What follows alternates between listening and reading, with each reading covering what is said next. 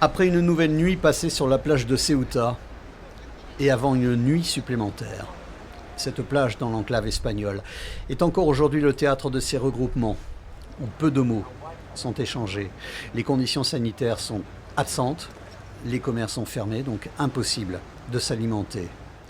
Alors lorsqu'une voiture se présente et expose sur son toit des dizaines de bouteilles d'eau, le mouvement de foule se transforme très rapidement en foire d'empoigne. Il y a quelques heures, l'arrivée sur place de la Croix-Rouge et de ses volontaires a également provoqué un mouvement de foule, plus maîtrisé, celui-ci. À quelques pas de la plage, sous les arbres, ces inscriptions sur des cartons rappellent, si besoin est, les raisons de ces présences ici. Tout vaut mieux que le Maroc, c'est parfait ici. On attend de voir quelles informations on va recevoir. C'est pour cela que tous les Noirs que vous voyez ici tiennent une pancarte en carton comme celle-ci, sur laquelle il est écrit « Asilo, asile ».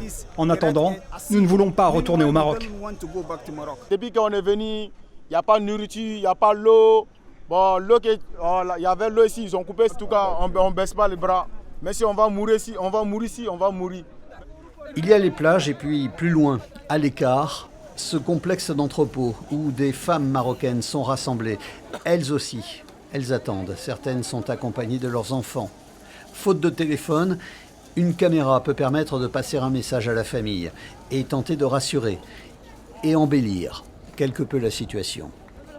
سلام ماما بابا كي دايرين لاباس عليكم بخير كلشي مزيان صحتكم لاباس انا راه بخير الحمد لله وندخلوا ان شاء الله نسيطروا ان شاء الله ونصايبوا وريقاتنا المهم ما تشطنيش عليا ماما ماما انا مزيانه الحمد لله انايا كنعس كنشرب ما خصني حتى شي حاجه وكنبغيكم بزاف وكنحماق عليكم.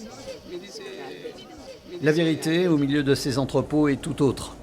Les nuits se passent à l'extérieur, les douches et de nombreuses toilettes ont été fermées.